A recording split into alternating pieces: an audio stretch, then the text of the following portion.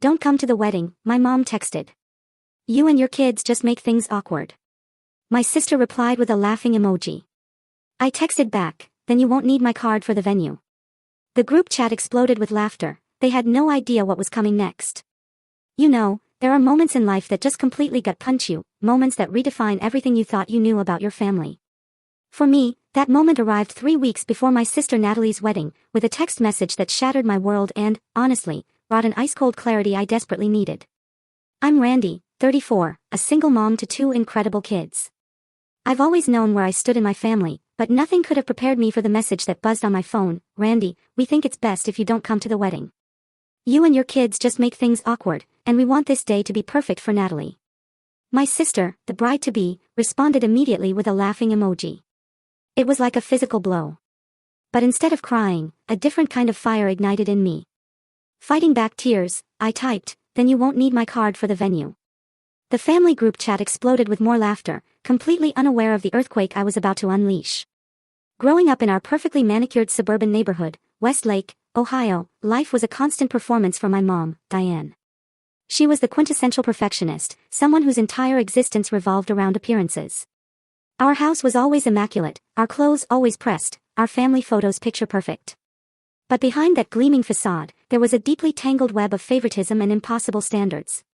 From the moment I can remember, my sister Natalie, 3 years younger, was the golden child.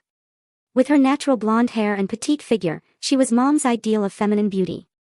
Natalie sailed through life effortlessly, cheerleading captain, homecoming queen, graduating with honors, then straight into a business degree, exactly what mom had always secretly wanted for herself. Me? I was the designated black sheep. My wild curly hair refused to be tamed, I preferred sketch pads to pom-poms, and I questioned authority in ways that absolutely mortified my status-conscious mother. By 16, I knew I wanted a creative career, something my mom dismissed as a hobby, not a real job. When I announced I was majoring in graphic design, Mom actually cried at the dinner table, lamenting how I was throwing away my potential, while Natalie patted her hand sympathetically. The divide between us just grew wider. Then, at 24, I got pregnant with Tyler. I was in my final year of college, and Tyler's father had been out of the picture for months. When I told my family, Mom's first words weren't about my well-being or support, they were, "But what will people think?" Natalie, fresh from her MBA and a prestigious marketing firm, looked at me with a mixture of pity and superiority that burned worse than Mom's outright disappointment. "Oh, Randy," she cooed, "how are you going to manage a baby? You can barely manage yourself." Mom nodded in solemn agreement. Despite their complete lack of support, I finished my degree while pregnant. I gave birth to Tyler between my final exams and graduated 3 weeks later, my newborn in my arms, and not a single family member in the audience. Those early years were brutally hard. I worked freelance design jobs from my tiny apartment, nursing with one hand, typing with the other, surviving on fumes. My mother's visits were less about connection and more about inspection, filled with critiques about everything from the formula I used to the second-hand furniture in my apartment. "You should have thought about all this before getting pregnant," she'd sneer, whenever I mentioned being tired or stressed. Her help always came with conditions and thinly veiled criticisms, making it clear my situation was a burden and an embarrassment. For years after Tyler, I met David. He was kind, creative, and for 2 years, I genuinely thought we might build a life together. Emma came along, a beautiful surprise that initially brought us closer. But by the time Emma turned 2, things fell apart. David's musician career meant irregular income and long absences. Eventually, he moved to LA, chasing a recording opportunity, effectively leaving us behind with promises that slowly faded into occasional video calls and missed child support payments. So, there I was at 28, a single mother of 2 wonderful, energetic children, making it work through sheer determination and a growing reputation as a reliable graphic designer. I built a home business that let me be there for school pickups and sick days, working late into the night after the kids were asleep. Family gatherings became an exercise in endurance. Mom would fawn over Natalie's career and dating life, then make pointed comments about my kids' behavior or my appearance. "Randy, you might want to try that new diet I read about," she'd announce loudly across the Thanksgiving table. Or "Can't you get Tyler to sit still for 5 minutes?" Natalie was never so fidgety as a child.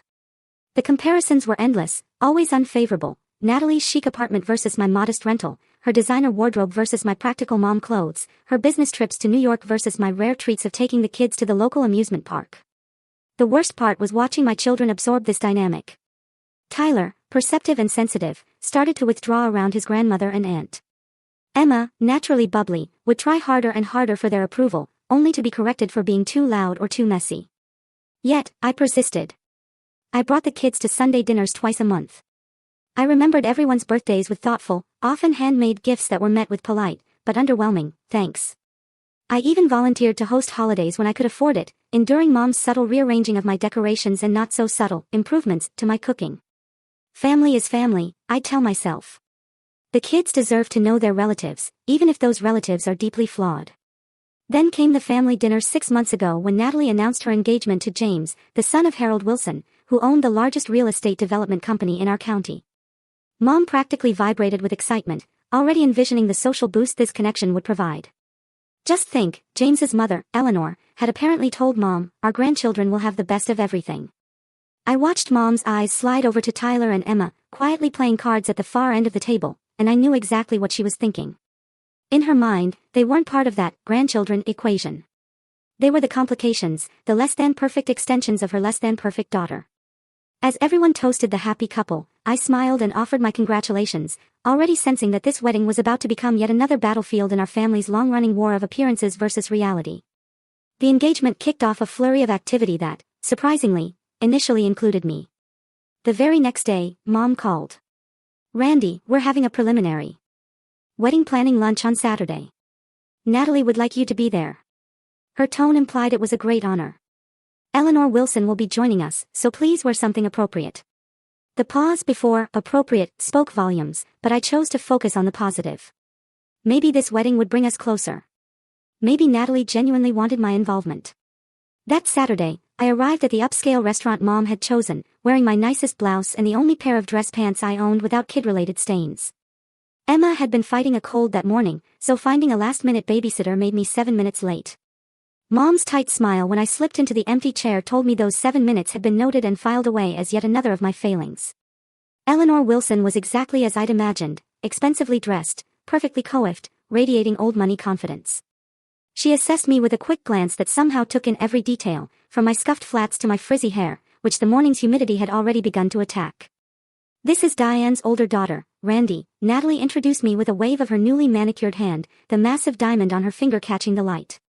She does some kind of computer art or something.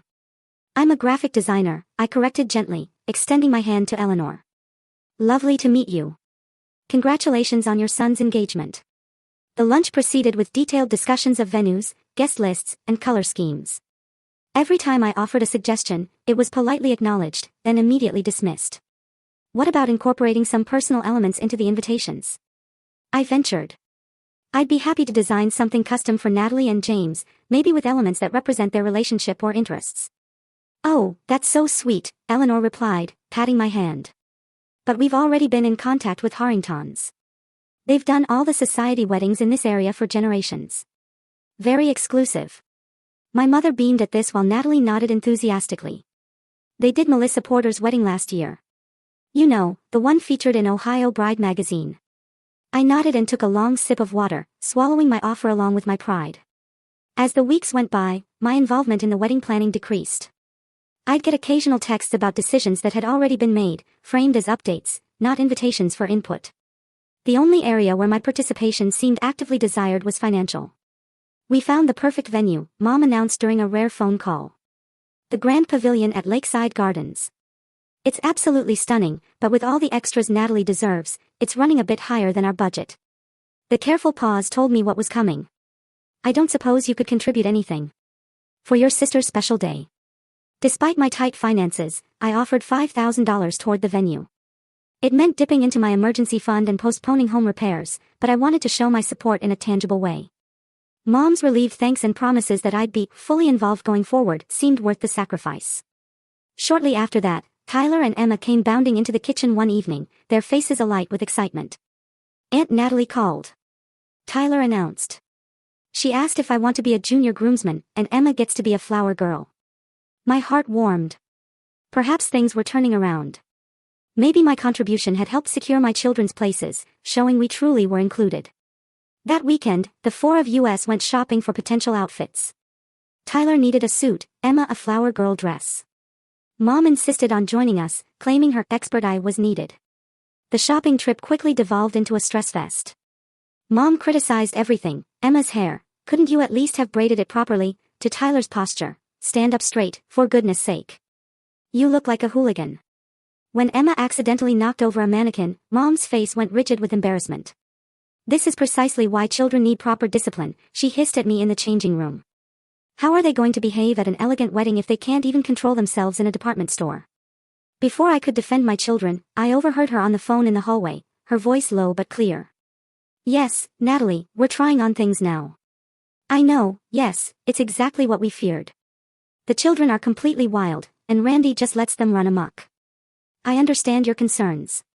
Yes, it might complicate things having them in the wedding party. We'll discuss it more later. My stomach clenched. Despite their initial inclusion, my children were being re-evaluated as liabilities. Over the following weeks, I tried to connect with Natalie privately, but she always had an excuse: swamped with work, in the middle of tastings, or just heading into a meeting with the planner. Then came the bridal shower. I knew nothing about it until I saw the photos on social media: my cousins, aunts, mother, even neighbors, all raising champagne glasses. The caption: showering our beautiful bride with love #Natalie and James #perfect pair. I stared at those photos for hours, searching for any sign that my absence had been noticed. There was none. They all looked perfectly happy, perfectly complete, without me. Around the same time, I heard through my Aunt Susan that James's parents had hosted a formal dinner to meet Natalie's family, all of Natalie's family, apparently, except for me and my children. When I casually mentioned this to Mom, she brushed it off. It was very last minute, very small. Just immediate family. The phrase, immediate family, hung between us, its meaning clear. In their minds, I had somehow been reclassified as extended family, or perhaps no family at all. Rumors from other relatives started reaching me. Cousin Beth mentioned Mom had told her I was too busy with work to participate. Uncle Robert asked if it was true I'd opted out because I was uncomfortable with formal events. Finally, after weeks of evasion, I directly asked Natalie about my role. So, what exactly am I doing for the ceremony? Is there a specific dress color I should be looking for? And are Tyler and Emma still in the wedding party? I need to make sure their outfits are ready. Her response was vague and non-committal: we're still figuring out some details.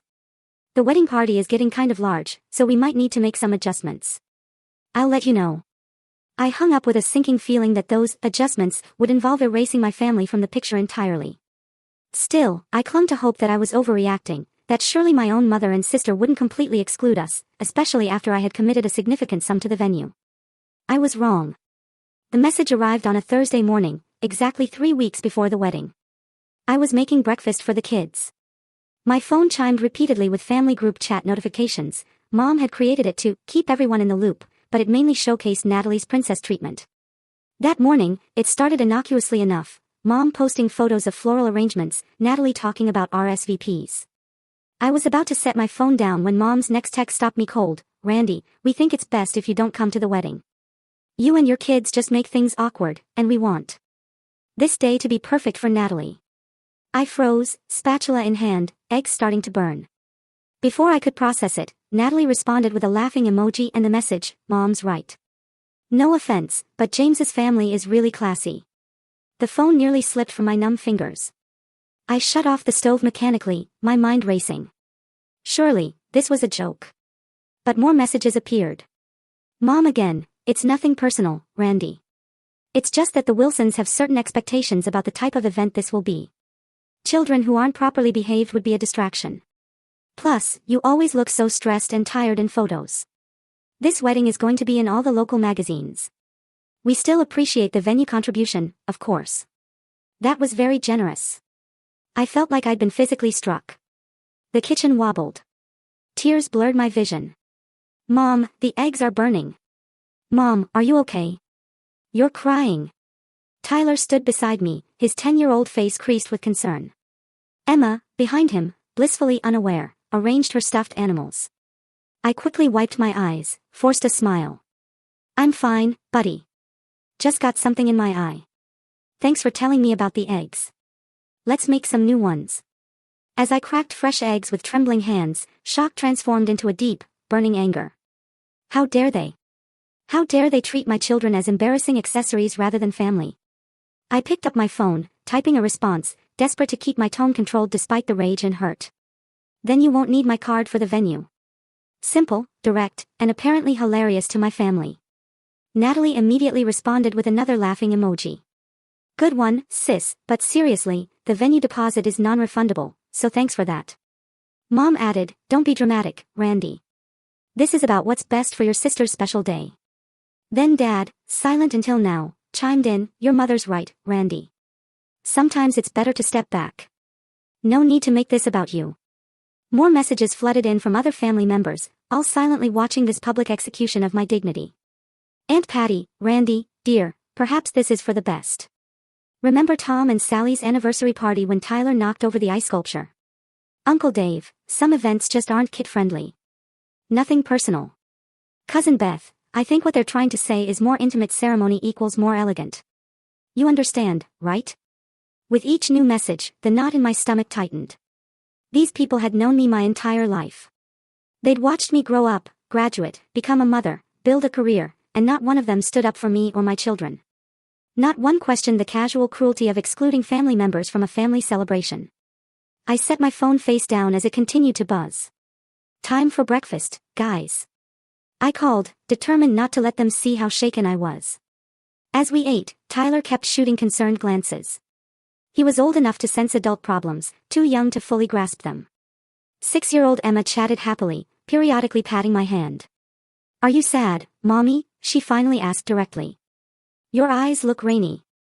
I'm just having a grown-up problem, sweetie, I answered, stroking her hair. Nothing for you to worry about. But after I dropped them at school, I sat in my car in the parking lot and finally allowed myself to break down. Huge, racking sobs tore through me as the full weight of the rejection settled. It wasn't just about a wedding invitation. It was about years of being treated as lesser, of watching my children be judged and found wanting, of trying so hard to maintain connections with people who fundamentally did not respect me. When I returned home, my phone showed 17 new messages in the family chat. I silenced the conversation without reading them. Whatever additional barbs they'd thrown would have to wait. I had client work. I wouldn't let my family drama impact my professional responsibilities. That evening, after the kids were in bed, I finally read the messages. Most were variations on the same theme. I was overreacting, selfish, I needed to think of Natalie's happiness, not my own. The conversation had already moved on to which relatives would now be seated at the table originally reserved for me and my children.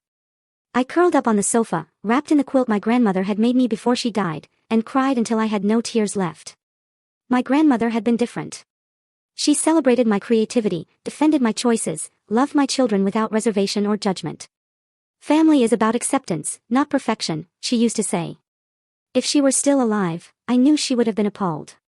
As midnight approached, I made myself a cup of tea and sat at my kitchen table, beginning to process not just today's events, but the years of subtle and not so subtle mistreatment that had led to this point. The wedding exclusion wasn't an anomaly. It was the most blatant expression of how Mom and Natalie truly saw me and my children. The realization was both painful and strangely liberating. For years, I had been chasing approval I would never receive, making excuses for inexcusable behavior, exposing my children to people who viewed them as inconveniences. No more, I whispered to my empty kitchen. This stops now. The next morning, after getting the kids off to school, I called Zoe, my best friend since college. They did what? Zoe exploded after I recounted the text exchange. Oh my God, Randy, that's beyond cruel. That's psychological warfare. Hearing my own thoughts validated helped solidify the emotional realization I'd come to the night before. This wasn't a miscommunication. It was the culmination of a pattern. I don't know why I'm even surprised, I said, my voice steadier than I expected. Remember Emma's 5th birthday when Mom showed up with a cake because the one I made wasn't presentable enough for guests? Or when your sister scheduled her housewarming party on the same day as Tyler's school play, then got mad that you chose his performance over her new throw pillows, Zoe added. As we talked, more memories surfaced, each one a puzzle piece that had been sitting in plain sight. Mom correcting Tyler's table manners, making him too self-conscious to eat. Casual remarks about how much easier Natalie's life was, without all the baggage I'd accumulated. Family vacation photos that somehow never included me or my children, despite us being present. I think I'd been gaslighting myself, I admitted to Zoe, making excuses for them, telling myself it wasn't that bad, or that I was being too sensitive. That's what happens when you grow up with that kind of treatment, Zoe replied gently. You normalize it. But Randy, there is nothing normal about what they're doing. It's toxic, and you and your kids deserve so much better. After our call, I felt strangely calm, like the eye of an emotional hurricane. The initial shock had passed, and a clear, cold anger had taken its place. But I knew the real emotional processing was still to come. That clarity was shattered when Tyler came home from school that afternoon, red-rimmed eyes, and a defensive hunch to his shoulders that I knew all too well. "What happened, buddy?" I asked, sitting beside him. He was quiet for a long moment. "Jake said we're not going to Aunt Natalie's wedding anymore." Jake was my sister's 10-year-old stepson from her fiancé's previous marriage. "He said it's because we don't know how to act right, and his grandma doesn't want us there." My heart broke all over again, this time for my son. "Tyler, did Jake say that at school? In front of other kids?" Tyler nodded, a single tear escaping before he roughly wiped it away. "He told everyone during lunch. He said his dad is paying for a super fancy wedding, and they don't want it ruined." I took a deep breath, trying to contain the fresh wave of anger. "Tyler, look at me. What Jake said isn't true. The reason we're not going to the wedding has nothing to do with you or your behavior. It's about grown-up problems between me, Grandma, and Aunt Natalie." "Is it because we're not rich like Jake's family?" Tyler asked with the devastating directness of children. "No, honey.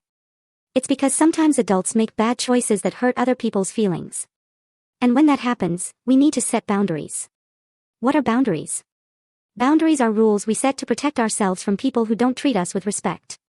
Like if a friend keeps taking your toys without asking, you might set a boundary by saying they can't play with your things unless they ask permission." Tyler thought about this. "So, we're setting a boundary with Grandma and Aunt Natalie?" "Yes, we are. And that's okay. It doesn't mean we don't love them. It just means we expect to be treated with kindness and respect, just like everyone else." That evening, the calls began. First Mom, then Dad, then various aunts and uncles, all delivering variations on the same message. I needed to be reasonable, not make a scene, and still follow through with the venue contribution because it was promised. I let most go to voicemail, but took my father's call. "Randy, you know how your mother gets about these social events," he said, his voice that familiar mix of placating and dismissive. "Just let this one go. We can have a separate family celebration after the honeymoon." "Dad, do you understand what happened here? Mom and Natalie publicly uninvited your grandchildren from a family wedding, humiliating them in the process. Now their cousin is bullying them about it at school, and you want me to just let it go? You're blowing this out of proportion," he sighed. "No one meant to hurt the kids. It's just that this wedding is very important for your sister's future. The Wilsons are influential people. More influential than your own grandchildren's emotional well-being." His silence was answer enough. After hanging up, I sat at my kitchen table with a notepad, my designer's brain automatically organizing the chaos into something structured. I wrote, "What we know," at the top and began listing facts. 1. My family excluded me and my children from the wedding in the cruelest way possible. 2. They still expect me to contribute $5,000 toward the venue. 3. This is part of a pattern of toxic behavior, not an isolated incident. 4. My children are being actively harmed by this situation. On the next page, I wrote, "What we don't know," and listed the questions swirling in my mind. 1. How much does James actually know about this situation? 2. What have my mother and sister told the Wilsons about me and my children? 3. What's the real story with the venue payment? Is it already paid? Is it refundable? 4. Who else knows about our exclusion and what have they been told? With these questions, I decided to do some investigating. The first call was to the Grand Pavilion at Lakeside Gardens. I identified myself as Natalie's sister, helping with wedding details. "I just wanted to confirm some information about the Thompson-Wilson wedding on the 21st, I said to the coordinator. "Of course," she said. "Let me pull up that file." Yes, here it is. Thompson-Wilson wedding, grand ballroom rental with garden ceremony site, 200 expected guests. Great, that's the one. I'm just double-checking the payment schedule. Has the final payment been made? The coordinator hesitated. I see that the initial deposit was made 2 months ago, but the final payment is actually past due. We've sent several reminders. This was interesting. I was under the impression payment had been arranged. My contribution was meant to complete it. There is a note here about a partial payment from the sister of the bride, the coordinator confirmed, but we haven't received it. According to our contract, the final payment is due 14 days before the event, which would be this coming Friday. Without it, we can't guarantee the reservation will be held. After thanking the coordinator, I processed this new information. The venue payment wasn't just an extra, it was critical, and they were counting on my money despite uninviting me. My next call was to my Aunt Susan, Mom's younger sister, the most likely family member to give me straight answers. Aunt Susan, can I ask you something about Natalie's wedding? I need you to be honest with me. Of course, honey. I heard there was some drama about you not attending. Your mother said you were having some personal issues and thought it best to skip it. Her voice was carefully neutral. That's not true. They explicitly uninvited me and the kids. But what I want to know is what they've told James's family about us. Have you met the Wilsons? Susan's long pause told me she was deciding how much to reveal.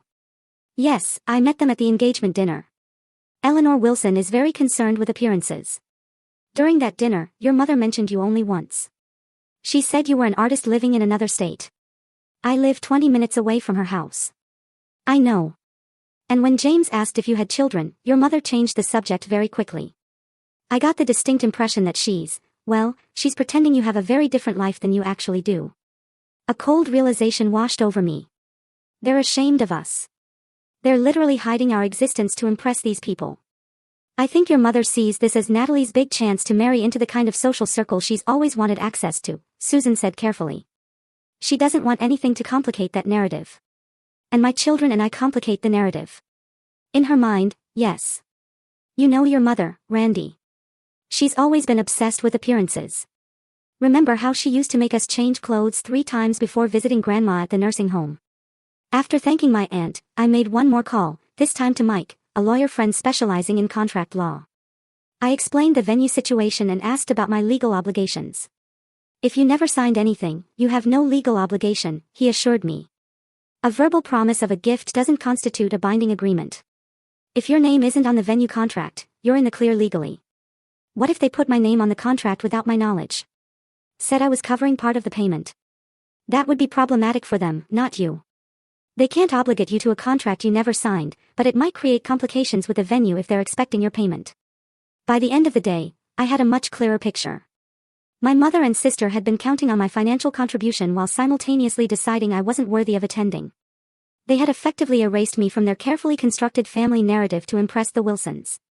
And, most disturbingly, they saw absolutely nothing wrong with any of this. As I tucked my children into bed that night, watching their innocent faces relaxed in sleep, a steely resolve formed in my heart. This wasn't just about a wedding invitation anymore. This was about teaching my children what it meant to have self-respect, to set healthy boundaries, and to recognize when relationships were damaging rather than nurturing. We deserve better, I whispered, kissing their foreheads. And I'm going to make sure we get it. The next morning, I woke with a clarity I hadn't felt in years. The path forward wasn't about revenge or drama, but about justice, self-respect, and breaking unhealthy patterns. I opened my laptop and began organizing my thoughts into a concrete plan. First, I consulted again with Mike. We met for coffee, and I brought all the text messages and information. Based on everything you've told me, you have no legal obligation to provide this money, Mike confirmed. However, if they listed you as a partial payer on the contract without your signature, that could create complications for them with the venue. That's exactly what I suspect happened, I said. My mother has a habit of making commitments on other people's behalf and expecting them to follow through. In that case, I'd recommend formally rescinding your offer in writing. Send an email to both your mother and sister, CC the venue, stating clearly that due to your exclusion from the event, you are withdrawing your previously offered contribution. Won't that make me look vindictive, like I'm trying to sabotage the wedding? Mike shook his head. It's not vindictive to withdraw financial support for an event you've been explicitly told not to attend. It's actually the logical consequence of their decision to exclude you. With Mike's guidance, I drafted a clear, firm email to Mom and Natalie, with the venue coordinator CC'd. The message was professional and factual, without emotional language. I explained that as my presence and that of my children was not welcome at the wedding, I was formally rescinding my offer to contribute to the venue payment. I wished them well and requested that they not contact me further about financial contributions to an event we had been prohibited from attending. After sending the email, I blocked both their numbers temporarily. I needed space to implement the rest of my plan without the emotional manipulation I knew would follow. Next, I focused on creating a special alternative day for me and my children on the wedding date. I wanted them to understand that while rejection hurts, we could choose to fill our lives with joy and positive experiences rather than dwelling on exclusion. How would you guys feel about going to Adventure World on the 21st? I asked them over dinner. They've opened that new water slides section you've been wanting to try, Tyler. Their enthusiasm was immediate and genuine. Both kids had been asking to visit this theme park for months, but the tickets weren't cheap. I had been saving for a special occasion. What better occasion than celebrating our worth as a family unit? Is that the same day as Aunt Natalie's wedding? Tyler asked perceptively. Yes, it is. I thought we could have our own special day while they have theirs. But why aren't we going to the wedding anymore? Emma asked, her small forehead wrinkled in confusion. I took a deep breath, considering how to explain complex adult situations to a 6-year-old. Sometimes, Emma, people make choices that aren't very kind. Grandma and Aunt Natalie have made some choices that hurt our feelings. When that happens, it's okay to choose not to spend time with those people for a while. Did we do something bad? Her trembling lower lip nearly broke me. No, sweetie. You didn't do anything wrong at all. This is about them, not us. And instead of feeling sad about missing their party, we're going to have our own amazing day of fun. As the kids discussed which rides they wanted to try first, I reflected on how these conversations were teaching them crucial life lessons about self-worth and healthy relationships. I wanted them to understand that love shouldn't be conditional, that true family supports and accepts you as you are, and that it's okay to step back from relationships that consistently make you feel inadequate or unwanted. Over the following days, I continued to ignore the mounting voicemails and messages from various family members. Most pressured me to reconsider my stance on the venue payment with increasing degrees of guilt-tripping and manipulation. My father tried to appeal to my sense of family loyalty. My aunt suggested I was being stubborn and selfish. My sister sent a text accusing me of trying to ruin the biggest day of her life. I let them all go unanswered, focusing instead on my work, my children, and the small community of genuine friends who had rallied around us. Zoe organized a movie night. My neighbor Barbara, a retired teacher, brought over homemade cookies and offered extra babysitting. My regular client, sensing something was wrong, sent thoughtful messages checking on my well-being. It was during this period of enforced radio silence from my family that I received an unexpected call from a number I didn't recognize. Randy, this is James, Natalie's fiancé. I hope you don't mind me calling you directly. I got your number from the family contact list. I hesitated, unsure of his purpose or how much he knew. Hello, James. This is unexpected. I'm sure it is. Look, I'll get right to the point. There seems to be some confusion about the wedding guest list, and I'm trying to get clarity. Natalie told me you didn't want to attend our wedding, but then I heard from the venue that there's some issue with a payment you had offered. I'm honestly confused about what's happening. The genuine bewilderment in his voice suggested he truly had no idea. I took a deep breath. James, I'm going to tell you something that might be difficult to hear. I never said I didn't want to attend your wedding. In fact, until last week, my children and I were under the impression that we were not only invited but participating in the ceremony. Tyler was supposed to be a junior groomsman, and Emma was going to be a flower girl. What?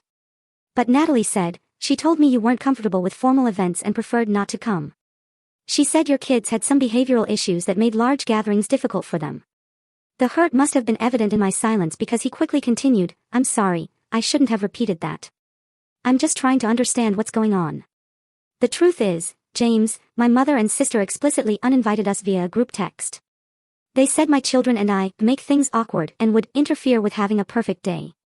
They still expected me to contribute $5,000 toward the venue despite uninviting us. That can't be right, he said, but the uncertainty in his voice suggested he was questioning the narrative. I can forward you the entire text exchange if you'd like to see it for yourself. Would you? I'd really appreciate that. This doesn't sound like the Natalie I know, but, well, there have been some strange tensions around the wedding planning that I haven't fully understood. After our call, I forwarded the entire humiliating text thread to James, along with screenshots of some of the follow-up messages pressuring me to still pay for the venue despite our exclusion. It wasn't about trying to create problems between them, but about finally bringing truth to a situation shrouded in lies and manipulation. James called back 30 minutes later, his voice noticeably shaken. I don't even know what to say. I had no idea this was happening. My parents have been asking about meeting you and your kids. And Natalie kept making excuses about why it hadn't happened yet. I just assumed you were busy. Or maybe there was some minor family tension, not this. I'm sorry you're finding out this way, I said sincerely. For what it's worth, I think Natalie genuinely cares about you. She just also cares tremendously about impressions and status, a value she inherited directly from our mother. I need to talk to her about this, and my parents. They would be horrified if they knew family members were being excluded like this. That's not how we operate. After hanging up, I felt a strange mix of vindication and sadness. I hadn't set out to create drama or come between Natalie and James, but the truth had a way of surfacing eventually. Whatever happened next was out of my hands. I had been honest, set appropriate boundaries, and was focusing on creating a positive experience for my children despite the painful situation. For the next 5 days, I heard nothing from any family members. The sudden silence after days of constant pressure was disconcerting, but also peaceful. I used the time to finalize our Adventure World plans, putting together a small backpack for each child with snacks, sunscreen, and a change of clothes. We talked excitedly about which rides to try first and whether we would be brave enough for the new vertical drop waterslide. As the wedding day approached, I found myself feeling stronger and more centered than I had in years. The initial shock and hurt had transformed into a kind of quiet determination. This experience, painful as it was, had forced me to confront and begin dismantling the dysfunctional patterns that had defined my family relationships for decades. "You seem different, Mom," Tyler observed the night before our planned theme park visit as I tucked him into bed. "Not sad anymore." "I am different," I agreed. "Sometimes hard things help us grow stronger, like how plants need storms to make their roots dig deeper." I smiled at his insight. "Exactly like that. Now get some sleep. Tomorrow is going to be an adventure." The morning of Natalie's wedding dawned bright and clear. I woke before my alarm, a mixture of emotions swirling through me despite my best efforts at detachment. Somewhere across town, my sister was preparing to become a wife. My mother was likely fussing over every detail, determined to create the perfect illusion of family harmony for the Wilsons and other guests. And here I was, choosing a different path entirely. I pushed those thoughts aside as I heard the excited footsteps of my children racing down the hallway. "Mom, is it time to go to Adventure World?" Emma burst into my room, already wearing the swimsuit we had laid out the night before, though inside out and backwards. Tyler followed more sedately, but the gleam in his eyes betrayed his equal excitement. I checked the weather app. "It's going to be 87 degrees and sunny, perfect for water slides," I laughed, helping Emma fix her swimsuit. "Let's have breakfast first, then we can head out. The park opens at 10 o'clock. As we ate pancakes shaped like Mickey Mouse, a special occasion tradition, I kept my phone deliberately turned off and tucked away in a drawer. Today wasn't about what we were missing.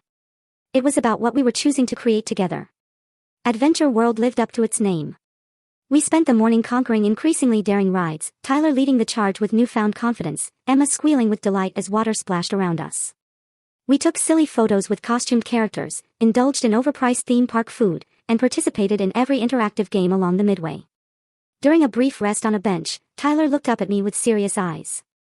"This is better than a boring wedding anyway, right, Mom?" I considered my answer carefully. "Different experiences are valuable in different ways, Tyler. Weddings can be beautiful celebrations of love and family. But today, this is exactly where we're meant to be, having fun together." As the afternoon progressed, Emma won a stuffed unicorn at a ring toss game with some strategic assistance from the teenage booth operator, who was charmed by her determined attempts. Tyler conquered his fear of the tallest waterslide, emerging from the splash pool with a triumphant grin. I took dozens of photos, capturing their joy and our connections in a way that felt genuine and precious. By late afternoon, exhaustion set in. Emma's steps were dragging, and even Tyler admitted he was tired. We decided to head home, stopping for ice cream on the way. It wasn't until we arrived home and the kids were settled in the living room with a movie that I finally retrieved my phone and turned it on. Immediately, it began buzzing with a cascade of notifications, 15 missed calls, 23 text messages, 7 voicemails. The first voicemail, from Mom at 10:30 that morning, was surprisingly composed. "Randy, I hope you'll reconsider your position about the venue payment. The wedding starts at 4 o'clock, and we need to resolve this before then. Call me back immediately." The second, from Noon, had a distinct edge of panic. "Randy, this is getting ridiculous. The venue manager is saying there's an issue with the final payment. Call me back right now." By the third voicemail, left at 1:15, Mom's carefully maintained composure had completely crumbled. "Randy, please, you have to help us. The venue manager is threatening to cancel everything if the final payment isn't made by 3 o'clock. I don't know what you said to them, but they're insisting the contract listed you as a partial payer, and they can't proceed without your payment or a signature removing you from the agreement. Please." Natalie is in tears. "You can't ruin her wedding like this." The remaining messages grew increasingly desperate, culminating in a sobbing Natalie begging me to just sign the stupid paper or pay the money because the venue manager was being completely unreasonable, and the photographer and florist are already there setting up. I sat down at my kitchen table, absorbing this unexpected turn of events. I had sent that email to clarify my position, not to actively create problems for the wedding. I had assumed Mom would simply cover the payment gap herself or find another solution. After making sure the kids were engrossed in their movie, I called the venue directly. The manager explained that my mother had indeed listed me as a responsible party for part of the payment on the contract, creating a legal complication when I explicitly withdrew my offer. We tried to be flexible, she explained, but when no payment was forthcoming and no amended agreement was signed, we had to follow our contract terms. We couldn't hold the space without full payment. Has the situation been resolved? I asked. Not to my knowledge. The last update I received was that they were attempting to secure an alternative venue for a scaled-down version of the reception. The ceremony was moved to the church that was originally just for the service. After thanking her, I sat in silence, processing everything.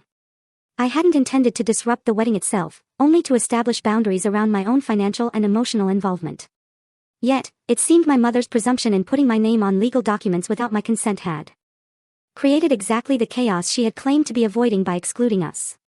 At 7:30, after getting the children bathed and into pajamas, I finally returned my mother's calls. She answered immediately. It's a bit late to call now, isn't it? Her voice was brittle with exhaustion and barely contained fury. I've been busy all day with the kids. I just got your messages. What happened with the wedding? As if you don't know. Your little stunt nearly ruined everything.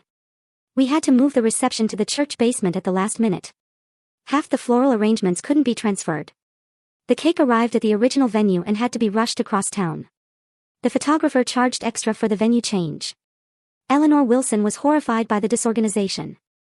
I'm sorry things were complicated, I said carefully. But I don't understand why you put my name on a contract without my permission. That created this problem, not my withdrawal of a gift I was never obligated to give in the first place. Gift? This was your sister's wedding. Family helps family. Family also doesn't exclude family from important life events via group text. The line went quiet for a moment. Is that what this was about? Revenge because your feelings were hurt? No, Mom. This was about respecting myself and my children enough to not financially support people who treat us as embarrassments. This was about showing my kids that it's not okay to let people use you while simultaneously pushing you aside. Oh, that's rich coming from you.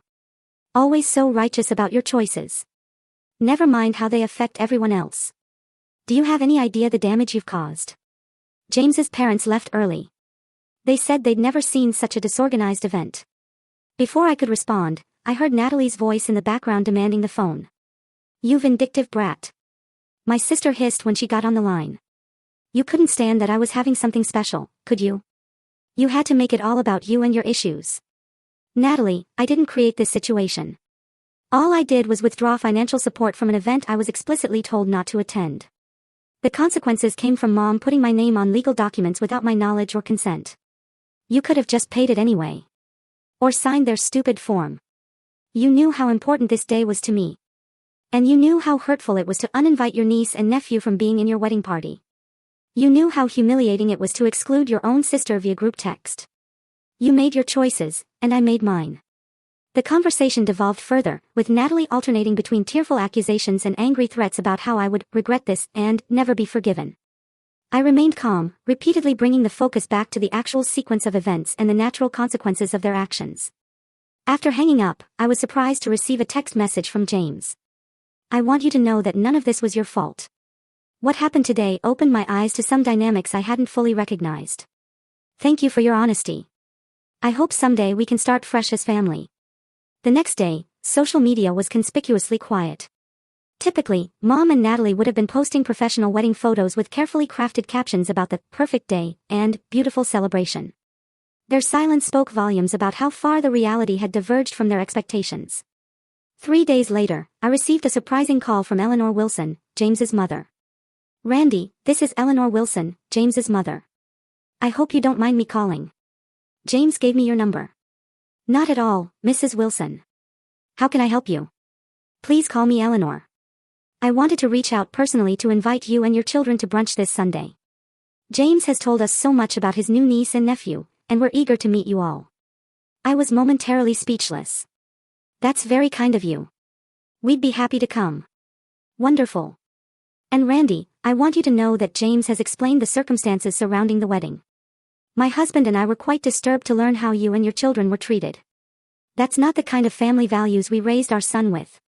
After we arranged the details for Sunday, I sat in stunned silence, trying to process this unexpected turn of events. Somehow, in attempting to erase me from their perfect family narrative, my mother and sister had instead revealed the true dysfunction that had been lurking beneath the surface all along. The brunch with the Wilsons turned out to be a pivotal moment. Harold and Eleanor welcomed us into their spacious but comfortable home with genuine warmth. Unlike the intimidating elitists my mother had portrayed, they were down-to-earth and immediately engaged with my children in a way that put them at ease. "Tyler, James tells me you're quite the baseball player," Harold said, showing him a collection of signed memorabilia in his study. "Emma, would you like to see the dollhouse that was mine when I was a little girl?" Eleanor asked. "I've kept it all these years, hoping someday I'd have a granddaughter to share it with." As the children explored these treasures, Eleanor joined me on the patio with glasses of iced tea. "I want to be direct with you, Randy," she said after some pleasantries. "What your mother told us about you and what we've learned for ourselves are very different things." "What exactly did she tell you?" I asked, finally able to confirm my suspicions. "That you lived out of state, that you had made lifestyle choices the family found difficult, that you struggled with stability." Her diplomatic phrasing couldn't fully disguise the implication. "And now I see a devoted mother raising two wonderful children. James speaks highly of your work as a designer. And most importantly, I see someone who had the strength to stand up for herself and her children in a difficult situation." "It wasn't about revenge," I said, feeling it important that she understand. "It was about not allowing my children to internalize the message that they weren't good enough." "I understand that better than you might think," Eleanor said, surprising me. "My own mother was similar to yours in many ways. Appearances meant everything. I wasn't the daughter she wanted either." That conversation marked the beginning of an unexpected alliance. While my own mother maintained a chilly distance following the wedding debacle, the Wilsons began regularly including me and my children in family gatherings. Emma and Tyler developed a genuine friendship with their new uncle, James, who turned out to have a talent for connecting with children that surprised even Natalie. In the months that followed, I committed to therapy, finally unpacking the years of conditional love and subtle undermining that had shaped my self-perception. My therapist helped me understand that the wedding incident hadn't created the family dysfunction, it had merely exposed patterns that had existed for decades. "Your mother has narcissistic tendencies," my therapist explained. "And your sister learned early on that emulating your mother's values was the path to approval. Neither of them is likely to fundamentally change without their own committed therapy work." With this understanding, I began to establish clearer boundaries with my family of origin. I declined Sunday dinners that invariably devolved into criticism sessions. I limited phone conversations with my mother to 15 minutes and redirected when she began disparaging me or the children. I filtered information carefully, sharing only what felt safe and keeping our most precious moments private. The children flourished under these new boundaries. Tyler's teacher commented on his increased confidence at school, noting he was participating more in class discussions and had made new friends. Emma's occasional anxiety about being good enough gradually faded, replaced by a natural enthusiasm for trying new things without fear of harsh judgment. My business grew as well, as I redirected energy previously spent managing family drama into developing my client base and refining my skills. I secured several large corporate contracts that provided greater financial stability than the piecemeal work I had relied on before. When Thanksgiving approached, I braced myself for the usual complicated negotiations about holiday gatherings. To my surprise, James called with an invitation. "We're hosting at our place this year," he said. "Eleanor suggested we start some new traditions.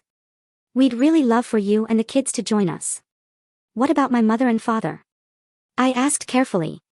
"They've been invited, too, but with clear expectations about behavior. Eleanor had a rather direct conversation with your mother about how family members are to be treated in our home." The Thanksgiving gathering was tense at times, but ultimately healing. My mother was noticeably subdued, lacking her usual audience for critical comments. My father seemed relieved by the structure Eleanor subtly imposed on the interactions. Natalie, 6 months into marriage and faced with her husband's obvious affection for his niece and nephew, made awkward but genuine attempts to connect with Tyler and Emma.